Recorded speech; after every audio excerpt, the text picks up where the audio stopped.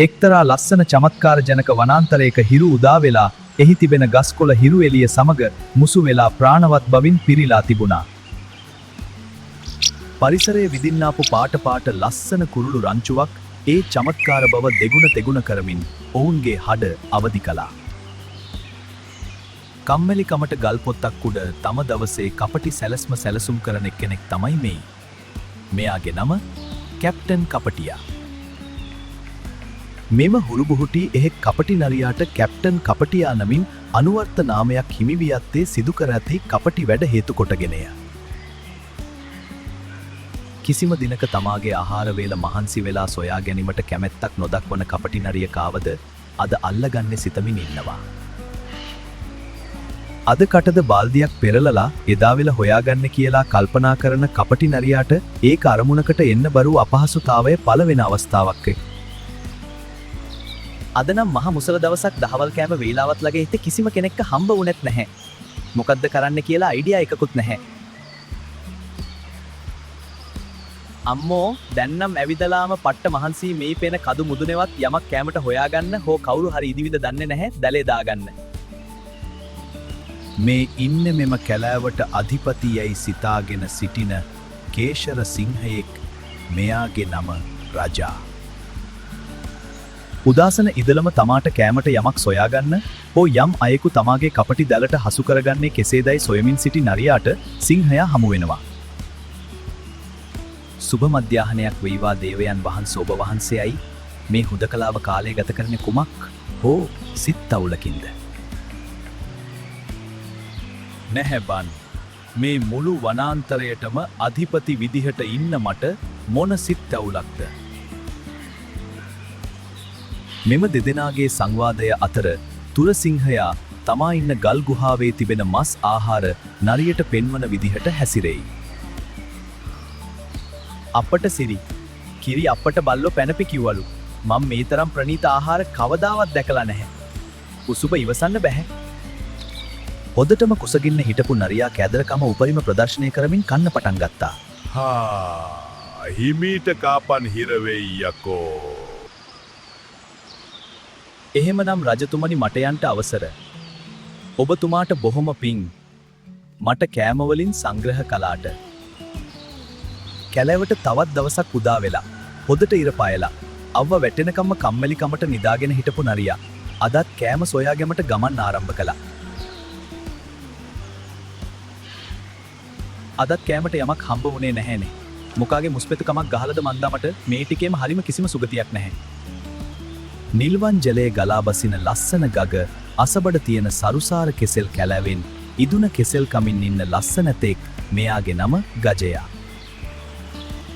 කොයිතරම් වතුරට බය හෝ නාන්න අකමැති ඔයිනම කෙනෙක් වුවනත් මේ වතුරවල ලස්සන හා නිල් පැහැති බව නිසා අනිවාර්යෙන්ම නාන ඒක නම් ෂුවර්. අද දවසටත් තමාට කෑම ටිකක් සොයාගන්න බැරි වුණ නරියා ඇවිදලා වෙහෙස මහන්සියට පදුරක් අස්සේ හැංගිලා ඉන්නවා. අම්මට සිරි ගජයා නේද බලමු ගජයටවත් මොක්තයක් දාලා මොනවා හරි කන්න හොයාගන්න බයි ගජයා ළඟ මස් මාංශ නැහැ. ගජයා කොහොමද සැප සනිප සතුටින් ඉන්න බව නම් පේනවා මට නම් මහ නරක කාලයක් මේක. හරි මේ බොරු මායම් දාන්න නැතුව මෙන්න මෙහාට හැරිලා ආපු කාරණාව කියපන්. අයුයි රිදෙන ඕකට තඩි හෝස් බටන් ගහන්න ඕනාද නිකන් කියන්න තිබුණානේ. හරි නහය නඩන්න එපා මම විහිළුවක් කළයා මේ පළතුරු කැමති නම් කපන හැබැයි මං ළඟ මස් මාංශ නැහැ. ගජයා තම ආහාරයට ගන්නා පළතුරු පිරිසිදු සිතින් නරියාට දෙනවා. එහෙත් කපටි නරියා සිතන්නේ අතා තමන්ගේ කපටිකම් වලට අසු වී මෙම පළතුරු ඔහුට ලබා දුන් ලෙසටය. මම මේ ඔබ වහන්සේගෙන් අහන්න දින කිහිපයක්ම උත්සාහ ගත්ත. ප්‍රශ්නයක් තියෙනවා. අවසරද ඒ මට අසා දැන. කුමක්ද බොලයි? එක්ක ඕන නැහැ. ඒ වගේ ප්‍රශ්න කේලම් වලට එනවා. මගේ යකා මවුස්ස ගන්නෙන් නැතිව.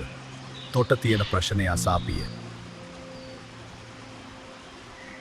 රජතුමනි ඔබ වහන්සේ මෙම වනාන්තරයට අධිපති සිටියට ඔබ වහන්සේ නොදන්න ප්‍රශ්නයක් තියෙනවා. මම දැන්තට සැරයක් කිව්වා ඉක්මනින් කියාපිය කියලා ඇත්තේ. දේවයන් වහන්සේ සමා වෙන්න. අර නිල් ජලයේ තියෙන ගග ළඟ කෙසෙල් වත්තේ ඉන්න ඇතා කියනවා. එයා තමයි මේ කැලෑවට අධිපති රජු කියලා. මොනවා බොල වූ එහෙම කතාවක් කිව්වද මට අහුව යන කෙසෙල් වඩා මම දෙන්නම් හොද රජකමක් කේට.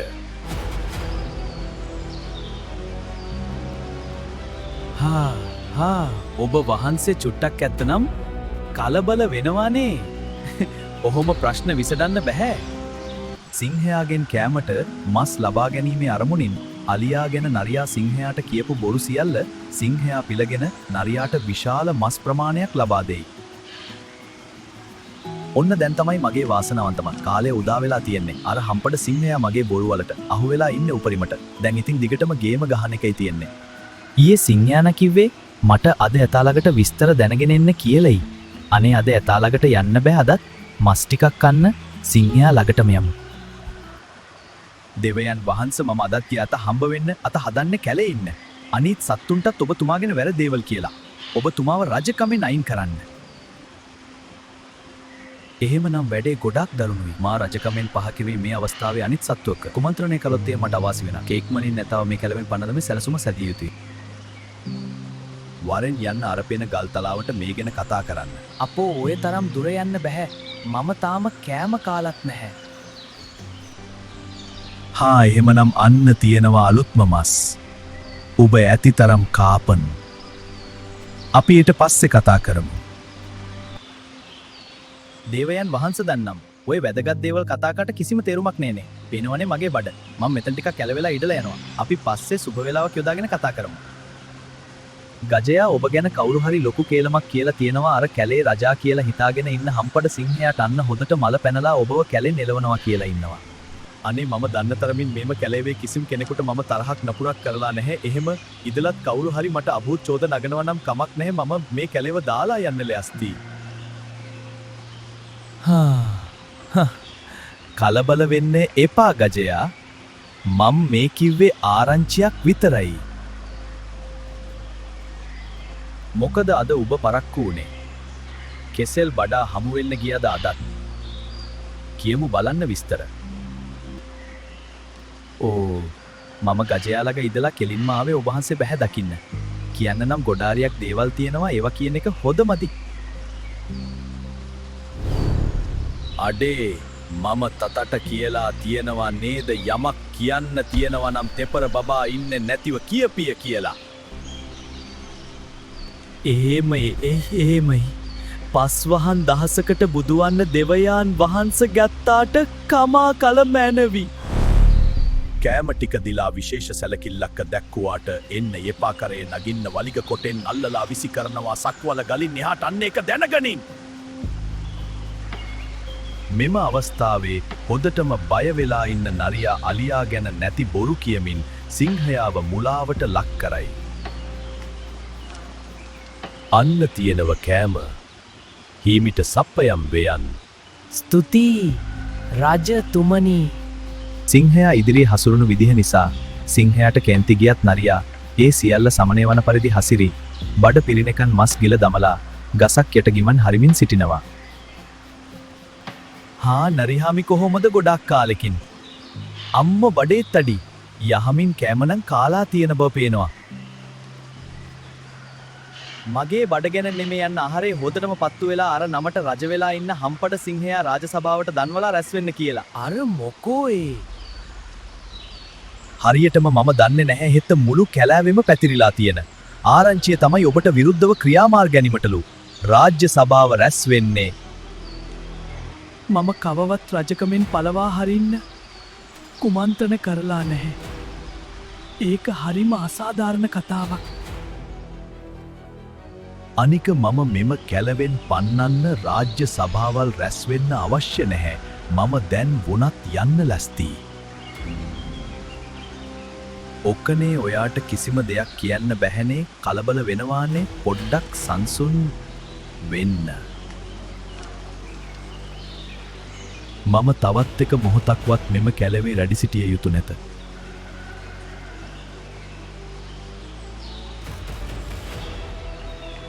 ටිකක් අඩිය ඉක්මන් කළොත්ත මට රේවෙන්න ඉස්සර මහගල පාමුල කැලවට යන්න පුළුවන්.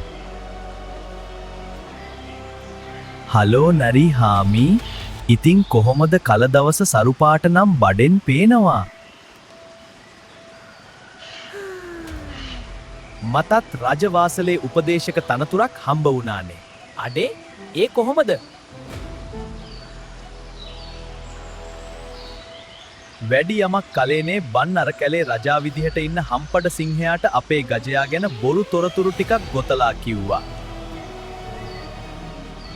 ඉතින් සිංහයා ඔය තරම් වහවටෙන්න මොනවද ගජයා ගැන අද බාපු බොරු? මම කිව්වා ගජයා ඔබ වහන්සේගේ රජකම ගන්න කුමන්ත්‍රණය කරනවා කියලා.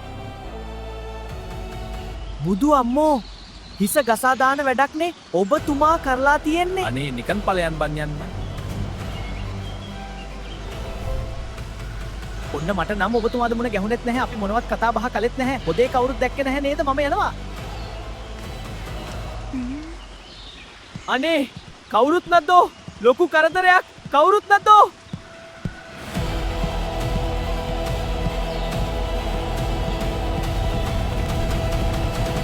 ජීරාෆ් කෑ ගහන සද්දයට කැලේ හිටපු සත්තු එකා දෙන්නා එකතු වෙලා රැණක් හැදිලා දුවගෙන එන්න පටන් ගත්තාලු. කොහොද යකෝ තෝ ඔය දුවන්නේ? අහස කඩා වැටෙන්න එනවද කියාපිය මොකක්ද සිද්ධ වෙලා තියෙන්නේ? වලස් මාමේ මම කාලෙකින් ගියා නිල්දිය ගග අසබඩට කෙසෙල් උයනට ගජන් මල්ලිව හම්බ වෙන්න ගජන් මල්ලි නැහැ. ඒයි නවත්තපිය ඔය අඩවැඩියාව. මම බැලුවා හොදට විපරම් කරලා අවට පෙනුමෙන් නම් සතියකට වැඩි වගේ. මම දන්නවා ගජන් මමාට උන දේ. වලස්සියේ මම මීට සතියකට ඉස්සර අපේ දෙන්නෙක් කුමන්ත්‍රණයක් ගැන රහසක් කතා කරනවා මට අහුණා. මගේ හොද දක්ෂයා. පංච නුඹ කියපන්. කවුද අපි අතරින් ගජයට වෙනකටිනාය? වලස්සීයේ ඒ දෙන්නාම දැන් මෙතන නැහැ. ගජන් මාමාව අතුරුදහන් කරන්න සම්පූර්ණ සැලසුම නරි මාමාගේ සිංහ රජතුමත් සම්බන්ධයි මේකට. එහෙම කියන්නේ කොහොමද? දැන් සතියකට උඩදී හන්දිය තඩි මී ගහයට මම පදුරකට මුවා වෙලා ඉද්දී නරි මාමරිලා මාමට මේ දේවල් කියනවා මම හොරෙන් අහගෙන හිටියා. මෙම දෙදෙනාගේ කතාවෙන් මට තෙරුම් ගියේ රජතුමාගේ අවශ්‍යතාවය පරිදි මෙම කුමන්ත්‍රණය සිදු වී ඇති බවක් කිය. ඒයි යමල්ලා කැලේ ඉන්න කොමත් එක්ක රජාගේ ගුහාවට කරපියව්. ඵලයව් දුවපියව්. අපේ ගජයා අපිට දියෝ. අපේ ගජයා අපිට දියෝ. අපි ගජයා නැතුව අපි යන්නේ. මොකද මේ කස්ටිය එක්රොක් වෙලා කෑකෝ ගහන්නේ? මොකක්ද සිද්ධ වෙලා තියෙන්නේ? සිංහ බහු ඔබ මේ කැලේ රජා වුණාට ඒ රජකමට සුදුසු වැඩක් නෙමෙයි කරලා තියෙන්නේ. වලස් හාමි ඔබ වැරදි වැටහීමක ඉඩන් මට චෝදනා කරන්නේ මම දැනුවත්ව කිසිම වරදක් මම කරලා නැහැ. ඇයි නැත්තේ ඔන්න අහගන්න විස්තරේ? වලස් හාමි සියලුම දෙනාට අහෙන්න ගජන්ට සිදු වූ දේවල් කුමන්ත්‍රණය කරපු අය ගැන විස්තර සියල්ලක්ම සභාවට හෙළි කළා. නරියාට කිසිම මහන්සියක් නැතුව සිංහයාගේ ගුහාවෙන් හම්බ වෙන මස්ගිල දැමීමට කරන ලද කුමන්ත්‍රණයක් ලෙස රැස් වෙලා ඉන්න සතුන් සියලු දෙනා දැනගන්නවා. මාගේ විධායක බලතල අනුව මම මොහොතේ සිට මේ වනාතුරයට හදිසි තත්වයක් ප්‍රකාශයට පත් කරනවා. ඊය කඩ කරන ඕනෑම කෙනෙකුට රාජ්‍ය නීතිය යටතේ දඩි දඩුවම් ලැබෙනු වෙතද. ගජයා සෙවීම සඳහා ඔපරේෂන් ගජන් නමින් මෙහෙයුමක් පටන් ගන්නවා. එම මෙහෙයුමේ සියලුම සම්බන්ධීකරණ කටයුතු අපේ ජ්‍යෙෂ්ඨ වලස් හාමිට පැවරෙනවා. ගුවන් බලයේ උකුසු හමිලා ඇතුළු සියලුම කුරුළු වර්ගයටයි ඒ වගේම දියබෙන් මිස්ටර් කොකඩේල් සෙට් එක පාබල හමුදාවන්ට අනිත් සියලුම දෙනා ඇතුළත් වෙනවා. මෙම මෙහෙයුමේ ප්‍රධානම දෙන්නා විදිහට මම අපේ වේගයට අධිපති තාරකා ඉබිහාමිව පත් කරනවා. මේ මෙහෙයුම කොටස් දෙකකින් සමන්විත වෙනවා. කොටස් අංක 1 ගජන්ව නිරුපද්දිතව සොයා ගැනීම, අංක 2 මෙම කුමන්ත්‍රණය සිදු කර දැනට සැගවි සිටින නරියා සහ රිලවා අල්ලා ගැනීම. කොටස් අංක 1 ක්‍රියාත්මක කිරීම සඳහා අවශ්‍ය අණදෙන්නන් මේ වන විටත් පත් කර අවසන්. කොටස් අංක 2 සඳහා බෙන්ගාල ටයිගර් ඩබල් සහ බැලක් ටයිගර් ඩබල් පත් කරනවා. මම මීට පෙර පවසු ආකාරයටම මෙම මෙහෙයුමේ කොටස් දෙකේම පූර්ණ සම්බන්ධීකරණ කටයුතු වලස් හාමිට පැවරෙනවා. වලස් හාමි සමග මැක්‍රෝ ගිරව් දෙදෙනෙක් සහ පොළපාට මාල ගිරව් දෙදෙනෙක්ද සංදේශ රැගෙන එන සංඝයා ක්‍රියාකරුවන් ලෙස රඳවාගත යුතුයි. සම්බන්ධ කරන කටයුතු සඳහා සිටින පිරිස මා සමග මෙහෙයුම අවසන් වන තෙක් රාජ සභාවේ රැඩි සිටිය යුතුයි. තව හොරා දෙකක් සියල්ල සූදානම් කරගන්න. එහෙමනම් මෙහෙයුම් කටයුතු සිදුවන අතර වාරයේ හමු වෙමු. හැමෝටම සුබ දවසක්. මෙහෙයුම දියත් කර පැය 5ක් ගත වුවද සුබ ආරංචියක් නොමැතිව රාජ සභාවේ සිටින සිංහ රජු හා වලස් හාමි රජතුමනි, සුබ ආරංචියක්. ටයිගර් ටීම් එක මෙහෙයුමේ දෙවන කොටස සාර්ථකව නිම කළ බව දන්වන්න කිව්වා. ඒ කියන්නේ රාජ්‍ය දෝහින් දෙදෙනා තඩංගුවට ගෙන තිබෙනවා. වහාම ඔකුන් දෙදෙනා රැගෙනවිත් රාජ සභාව ඉදියේ දණු කද ගසන ලෙස දැනුම් දෙන්න. මහරජ සිංහබාහු ගුවන් මෙහෙයුමේ ගෲප් කැප්ටන් උකුසු හාමි දැනුම් දෙනවා ගජයා ඉන්න තැන සොයාගත් බව. හැබැයි ප්‍රශ්නයක් තියෙනවා. මොකක්ද ප්‍රශ්නය වලසම්? ගජයා ජීවතුන් අතර ඉන්නවලු. හැබැයි අපේ රාජධානියෙන් පිට. ගෲප් කැප්ටන් උකුසු හාමි අහනවා දේශ සීමාවෙන් පිටතට පියාසර කරන්නද කියලා. බැහැ එහෙම කරන්න. බැහැ එහෙම දේශ සීමා උල්ලංඝනය කිරීම ජාත්‍යන්තර යුද නීති රීතිවලට පටහැනි මදක් රැඳී සිටින්න කියන්න උපදෙස් ලැබෙන තුරු. දැන් මම දන්නවා ගජයා ඉන්න තැන. එයා ගිහින් තියන්නේ එයාගේ පරම්පරාව සොයාගෙන. එයා ඉන්නේ මහගල පාමුල රාජධානියේ. වහාම සංදේශයක් යවන්න කරුණු පැහැදිලි කරලා. තවත් ප්‍රශ්නයක් වේ. අපේ වූ සංදේශයෙන් පසුව මහගල පාමුල රජු විසින් දැඩි කොන්දේසි වගයක් සමග ගජන්ව ආපසු අපේ රාජධානියට එවන්න කැමැත්ත පළ කරලා. මොනෝ අන්තයේසේ ගජයා මීට පෙර අපට ලබා දී ඇත්තේ රාජ්‍යතාන්ත්‍රික මට්ටමින් බැවින් මින් ඉදිරිට කිසිදු හේතුවක් මත එය පළදු නොවීමට වග බලා ගැනීම. මේක තමයි හොඳම කොන්දේසිය. ගජයා මෙහාට ගෙනවා නම් එයාට දැන් මෙහි පෙම්වතියක් ඉන්නවලු. එයත් එක්කලා බාර ගන්න කැමතිද කියලා අහනවා. යකඩෝ කිරි අපට බල්ලෝ පැනපි කිව්වලු මූ සතියේ අතුරුදහන් වෙලා හිටි. ඒකට කැල්ලකුත් හොයාගෙන හරිනම් මූව උල තියන්න ඕන. ඒක පෙම්වතියක් නෙමේ. ගජයා 10 දෙනෙක් එක්ක ආවත් අපි බාර ගන්නවා අලි කියන්නේ. අපිට සම්පතක් දැන්ම පිළිතුරු යවන්න. අපි සියලුම කොන්දේසි වලට එකගයි කියලා. හැමෝම රැස්ස වෙලා ගජයවයි ගජයාගේ පෙම්වතියයි පිළිගන්නවා ලස්සනට හදාපු මල්මාලා දාලා සියලුම දෙනාට හරිම ප්‍රීති දවසක් නරියටයි රිලවටයි නම් පට්ටාවුල්ද. බොහොම ස්තුතියි මට මෙම උත්තව සභාව අමතිමට අවස්ථාව ලබා දුන්නට. අවසාන වශයෙන් මේ හැමෝටමත් මුල සමාජයටත් මම එක අවවාදයක් දෙනවා. හැමෝ මහන්සි වෙන්න ඕනා කෑම බිම හා තම අවශ්‍යතාවයන් සපුරා ගන්න. එහෙම නැතුව මේ කපටි නරියා වගේ තම බඩවියත වෙනුවෙන් කේලම් කියලා දෙදෙනෙක් කොටවලා. මෙතනදි සිදුවේ මෙම කපටි නරියාගේ පහත් ක්‍රියාව නිසා දෙදෙනෙකු අතර ප්‍රශ්නයක් විතරක් නෙමෙයි, ඒ අපේ මුළු රාජධානියටම හා ඉන් පිටතටත් බලපෑමක් ඇති කළා. නරියා කරපු මේ බරපතල වරදට මේ වන විටත් දඩුවම් ලැබිලා තියෙනවා. රිලවාට උනේ වරදක් කලේ නැතත් මේ සියල්ල දැනගෙන නිහඬව සිටීමේ වරදට දඩුවම් විදිමයි. මේ වැනි සිදුවීම් හැමෝටම හොඳ පාඩම්. Taman ගැනම විතරක් හිතලා බඩජාරිකමට ඕනෙම පහත් ක්‍රියාවක් කරන්න පෙර දෙවරක් සිතා බලන්න. එහි බරපතලකම ස්තුතියි හැමෝටම.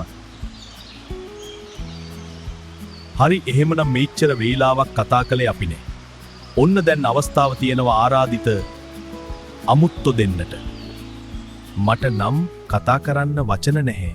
ඒ තරම් සතුටක් දැනෙවා. ඒත් අපේ ගජිනිට යමක් කියන්න තියෙනවලු. ඇත්තම කියනවා නම් මම කතාවක් කරන්න බලාපොරොත්තු වෙන්න නැහැ. මට පොඩි ඉල්ලීමක් කරන්න තියෙනවා රජතුමා අතුළු මෙම රාජ්‍ය සභාවෙන්. මෙන්න මේ දෙන්නාව නිදහස් කරන්න. මේ දෙන්නා හින්දා තමයි මට මගේ ගජයාව හමු වුනේ.